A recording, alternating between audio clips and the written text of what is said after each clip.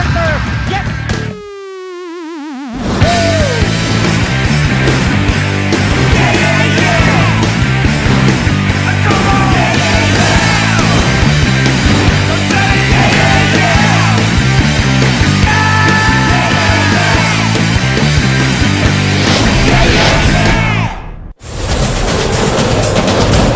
Kayo po ay nakatutok sa SNA. Ito po ang NCAA or National Collegiate Athletic Association sa ika-72 taon ng kauna-unahang ligang pangkolehiyo ng ating bansa.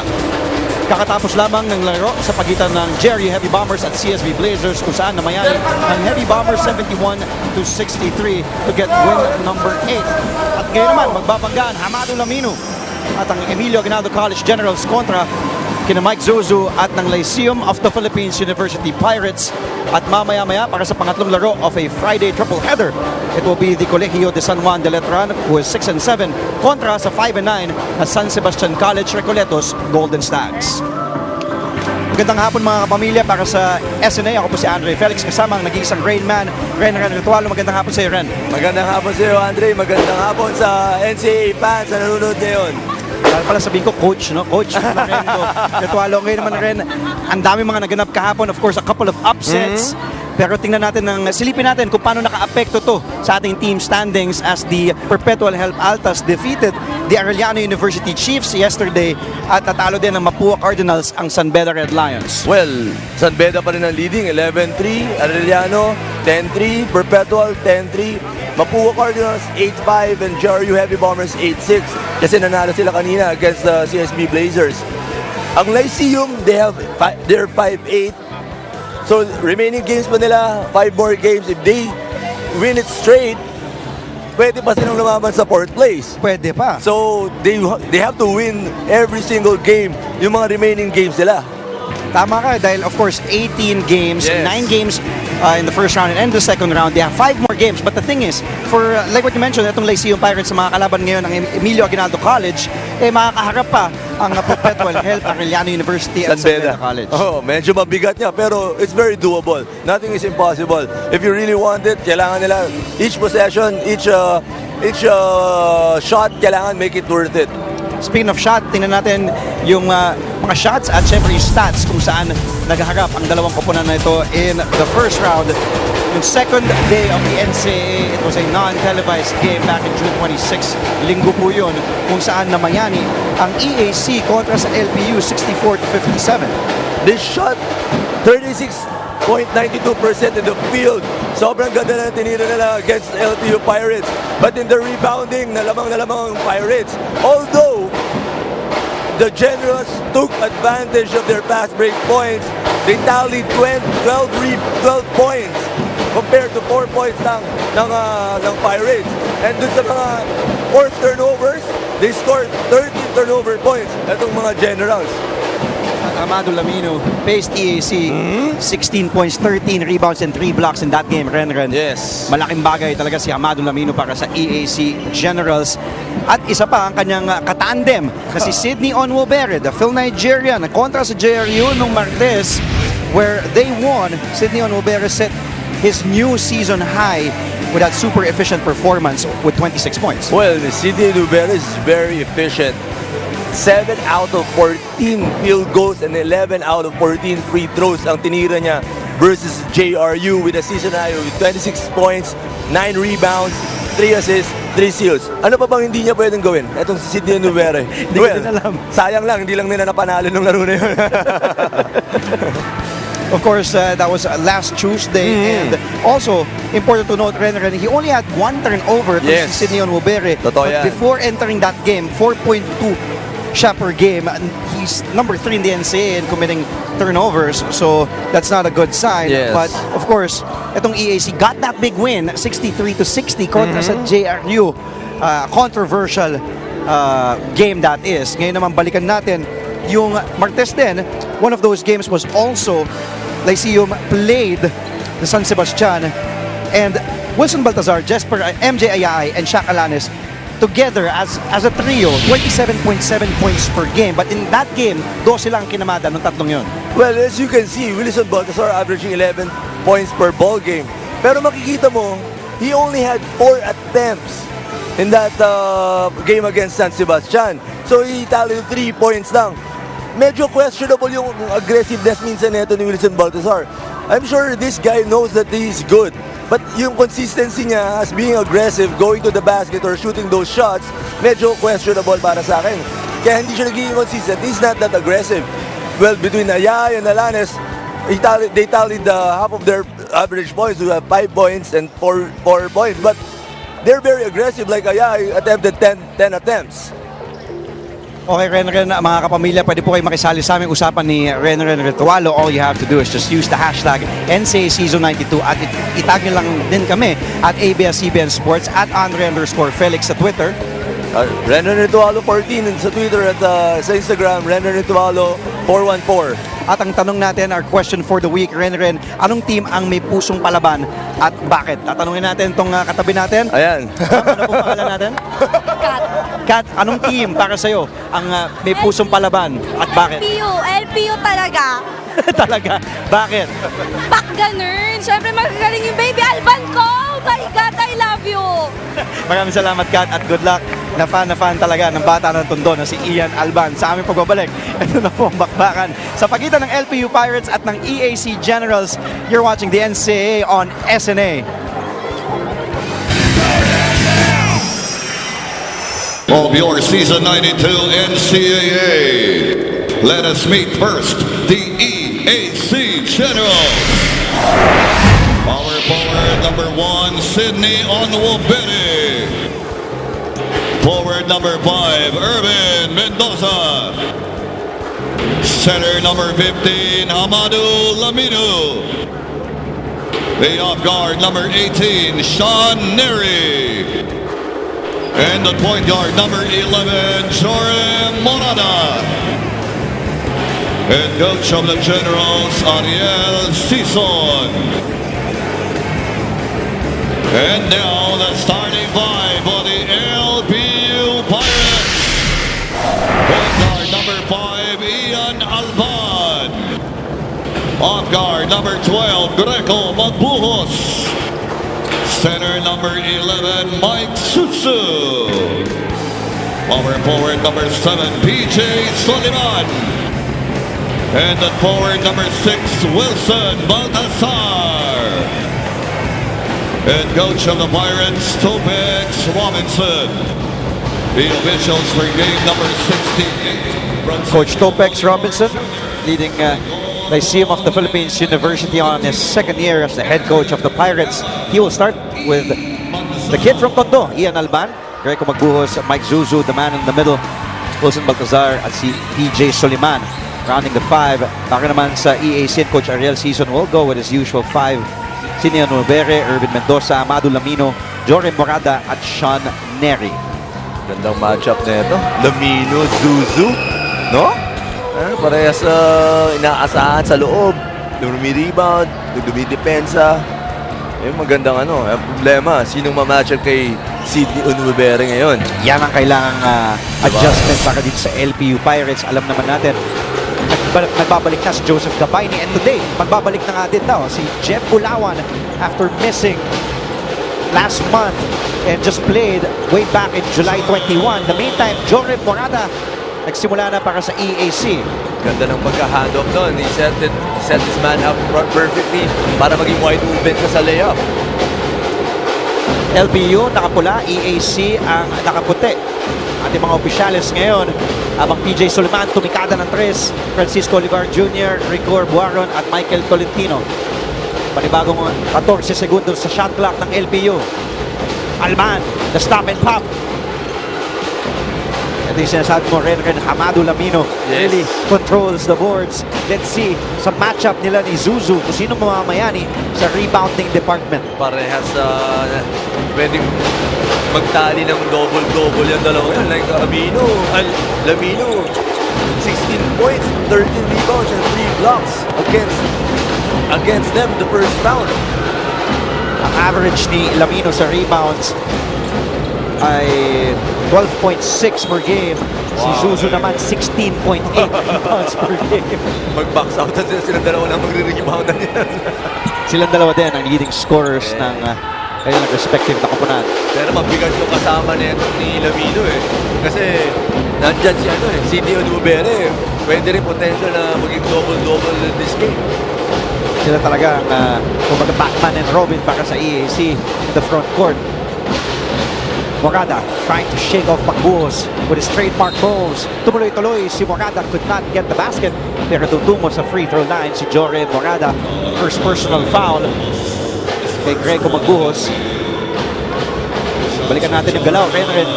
Si Joren Morada, hindi siya pinakamabilis na manlalaro. Pero he's very deceiving dahil shifty siya eh. Yes. Mahilig siya sa mga up fake, yung mga hesitation.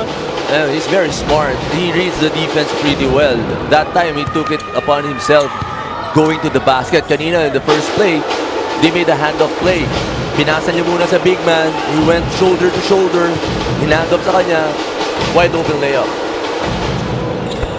Morada splits his free throws. Veterano na rin kasi doon, no? Veterano na to si Joren Morada. Pambato ng Davao. Pagbuhos, inaantay, kumerl si Wilson Baltazar. Ganda ng help defense ni Onbobere. Soliman to Alban. Tend to shoot. Zuzu won't hesitate. Pagbuhos.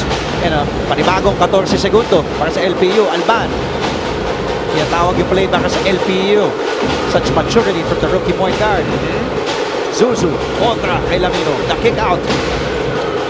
Tapos nakapos si Magbuhos. Actually, it was partially blocked. Kaya sobrang kinapos yung tira na yun. Oh, what a screen by Onbobere. Oops. And look at Morada. He's so aggressive. He turned the ball over. Block yan. Tinawag mo yung inabangan ni Amado Lamino na patawa siya dahil mukhang mapipituan pa rin siya ng personal foul. It was a clean block up top. It was the body down low. It's very hard for a shot blocker to block shots kasi minsan hindi mo may iwasan, natatama talaga yung katawan mo sa katawan nung sinupalpal mo eh. Napatawa na lang doon si Amado Lamino. One of the leaders in the blocking category with 4 blocks per game. MJ Ayaay not playing. Oh, he's not playing. He has casual clothes today. So, di pa sila talaga makukumpleto with Jeff Bulawan back. He will miss the services of MJ Ayaay. In the meantime, a low-scoring game so far. Almost 3 minutes gone by here in the first. 3-1. Natin talaan. 10 punto pa lang para sa LPU. Pinuposte ni Lamino. Couple of fakes. What a move for Amado Lamino. Nobody helped. Alam nila kaya ang depensa ni Suzu, but that time, Lamino took advantage of it without the double team of the Pirates. Alban using that Suzu screen. Oh, The hesitation. Nice move by Alban. He's very unselfish. He should have taken the layup. Itong si Ian Alban, nandun siya sa basket. But the presence of Lamino inside the floor, talagang mag-iisip ko eh. Actually, libre na nga siya. Pero dahil binlang ka siya kanina, parang nasa isip niya na talaga si Lamino. Magbuhos to Zuzu, and Zuzu scores the first field goal para sa LPU. At susubukan na naman to si Zuzu yung resistensya niya throughout the game. Kasi usually in the end quarter, nauubusan siya eh. He's doing everything. Mapipituan siya. Oh, ang foul, hindi pala kay Shake and bake move. Boy, Lamino, nakita ko yung dati, Houston Rockets. Oo, The Dream. Dream shake. No? Si Magbuhos ang tinawagan ng kanyang pangalawang personal foul. Ang laki ng improvement na ito ni Lamino. Malaki. Sobrang bilis ng improvement niya. Last year, he wasn't like that. He was just more of a defensive forehand player. Student athlete para sa EAC, this native of Marua, Cameroon, taking up BSBA marketing management. Even si Tio Rivera ang laki din ng improvement. Coach Topex, inupo si Magbuhos. He just picked up his second personal foul. Pinasok na si Shaq Alanes. And Ike Serafica is also in the game para sa LPU. Dehado ng 4 ng mga Pirates. Alban. Oh, traveling. Ian Alban. He may have taken an extra step according to our official. Call for traveling violation. Kami po yung babalik. EAC up by 4.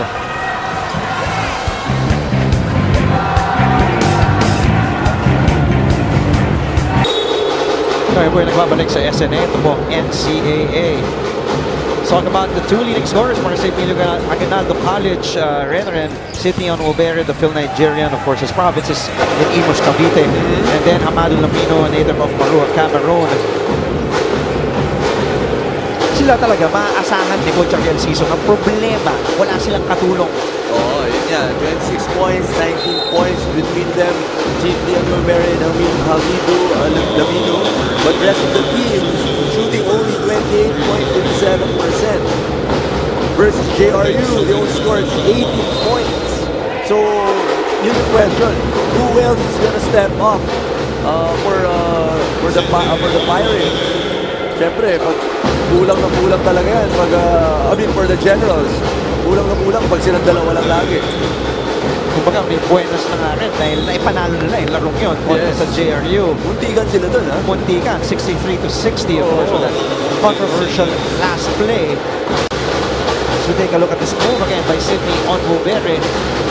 Bilis ng first step ni Sidney Onwubere. He's a big guy also who can knock down shots from the outside and go to the basket hard like that. 6'4", very athletic. Matakas siya, Alanes. Nakuha ni Jorge Borada. Corilla to his left. Oh, what a move!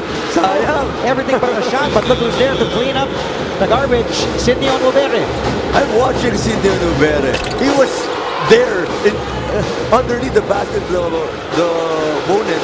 Pero siya yung nandun para sa offensive rebound. Borada wanted to lob it to Hamadu Lamino. Ngayon naman, puntahan natin for first report of the game of the day. Myrtle Sarosa. Hello, Myrtle.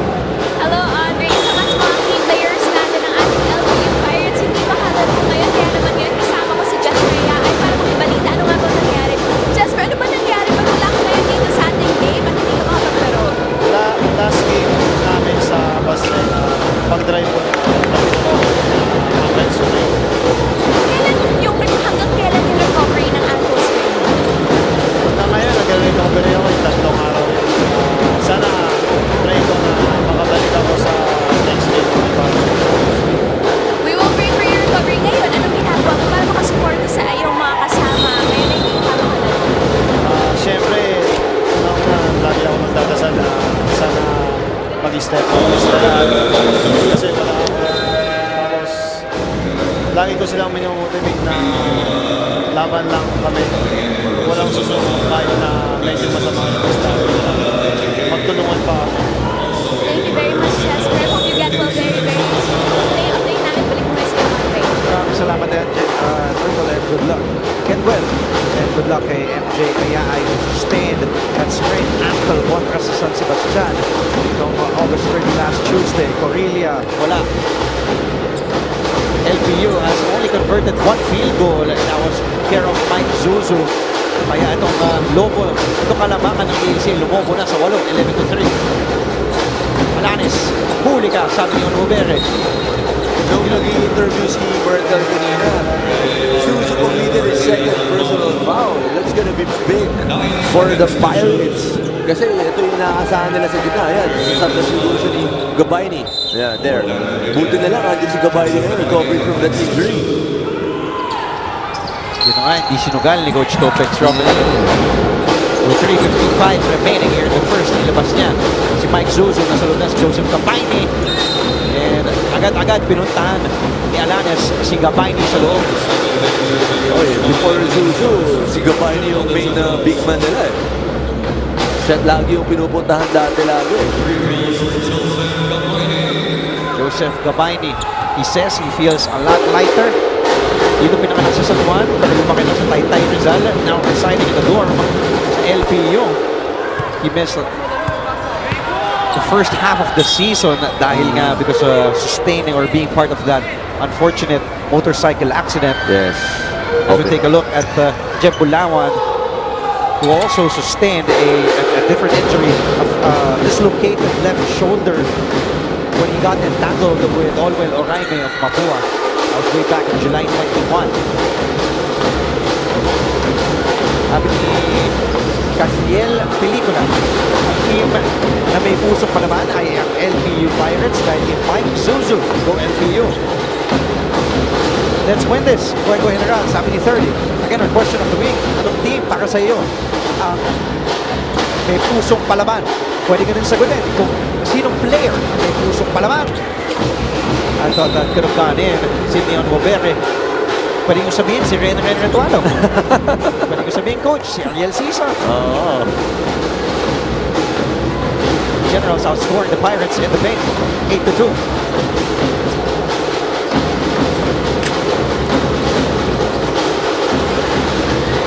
Watak ko si Munsaya. Sa kabila, si Guzman. IG King from the elbow. Long rebound at tapik ni Munsaya. It goes to Alanes. 11-4, 3 minutes. Medyo mababa yung scoring natin dito. Marami-rami mga turnovers.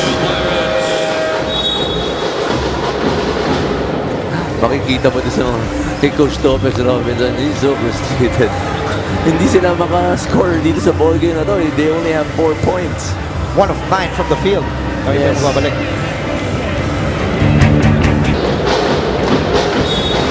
Kung nagbabalik sa SNA, Tabong NCAA, tingnan natin ang ating head-to-head matchup for today. Veteran versus veteran, Francis Monsaya for EAC and Shaq Alanes para sa LPU. And both struggled in their respective previous games. Ren, 6 na puntos lang para kay Monsaya, 4 naman lang para kay Shaq Alanes. Oo, pero nakikita mo, 3 out of 6 sa field goals ni Francis Monsea, which is 50%, which is okay yan for a point guard kasi he had 5 rebounds and 4 assists. For a guard, malaki na yung 5 rebounds. Para naman kay Shaq Alanes, shot surely in that game against LPU, only 1 out of 5.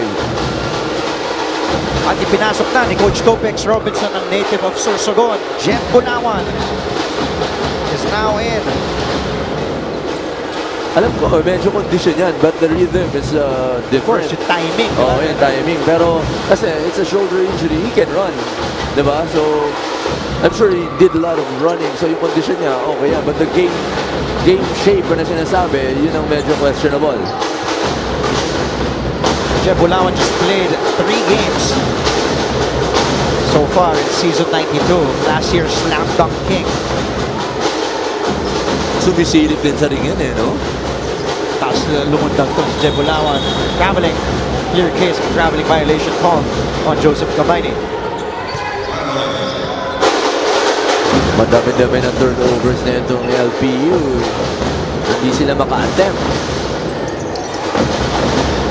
I have to correct myself. Last time Jeff Bunawan played was back in July 12. Ganong katagal na huling naglaro si Jeff Bunawan. He's now in with Pipoy Marata, Raymar Caduya, Joseph Cabaini. Here's Bunawan. First attempt in Gordon Aman. Ilista mo na para kay Jeff Bunawan. Welcome back. Ganda ng pagkakapasok sa kanya. Left baseline jumper kaagad. 2 points for Jeff Bunawan. Mukhang okay naman yung shoulder niya. Okay, balikan natin. Marata. Drive and kick. Jeff Bunawan. Wide open. Ganda ng release. Huling beses nga siya naglaro. July 12, Ren kontra Mapua. He only played 5 minutes in that game. 2 points. 1 of 3 from the field because he sustained and dislocated his left shoulder. More than a month na wala siyang laro. I'm sure he's so excited to get back. Patulad na itong si Joseph Cabaini. Bunawan says he feels good, but he still feels some pain. Pero nagpa-participate na nga yan sa mga 5-on-5 scrimmages. Marata going again to Bunawan. That time in and out.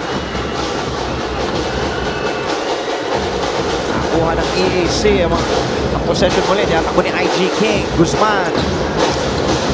Jervin Guzman goes down low. Here's Lamino. Kontra kay Cabaini. The hook shot is good for the Cameroonian. Ang Palo Lamino. Ang laki ng tiwala nila sa depensa nila Cabaini. Walang double team na pumupunta. para tulungan siya sa depensa against Lamino.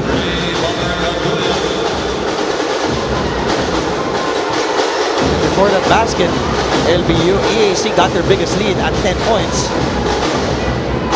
Kaduyak scored for LPU. We approach our Ayan na, one minute zone mark. na. Ow! Ganda. It was, binigay mo nila kay Lamino, then the double team, the kick out to IG King, and then finding an open Dan Corilla. Tama ka doon. They made him a decoy. They thought that they're gonna go to Lamino, but they moved that basketball pretty well. They find that open spot. Bulawan, kontra kay Corilla. Gabayni. Oops. Foul. Ooh. Medyo may pagka-fragile ngayon to si Gilbert Balawan eh. Jeb, si Gilbert. Ah, Jeb pala, Jeb. Gilbert ba? Si paring Gilbert, yung ano, yung... Sorry. Jeb pala, Jeb.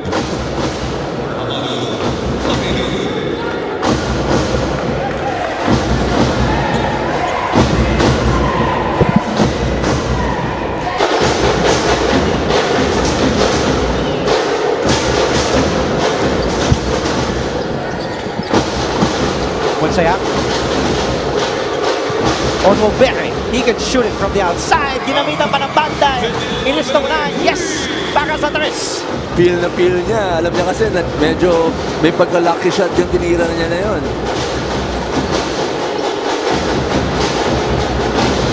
I'll take that anytime. Board, hindi tumama ng board. Basta pasok. Di ba? Coming from a three-point shooter himself. Kahit pa tumama sa tuktok ng board niya, basta pasok eh. Simeon Robert, balikan natin. Before that shot, he was a 19% three-point shooter. Red. 4 of 21 lang siya this season. Wala pang-limang stress punto siya Diba? this season. Alanes. Mutsayak, tumingin sa orasan. And even if that ball went in, it won't count. But EAC still leads Renren at the end of the first quarter, 21-8. 21-8. 8 points pa lang ang tinatali ng Pirates. Magandang nidepensa ngayon ng mga Generals. Hope they can sustain it. Ito na mga pirata. They need those points inside and out. Onwobere and Lamino already combining for 16 points. Laki na. Silang dalawa pa lamang outscoring the whole LPU team. A little bit of trivia, teams leading by 10 points or more at the end of the first quarter is now 8-0 here in season 92. Second quarter sa aming pagbabalik, ito po ang NCAA sa SNA.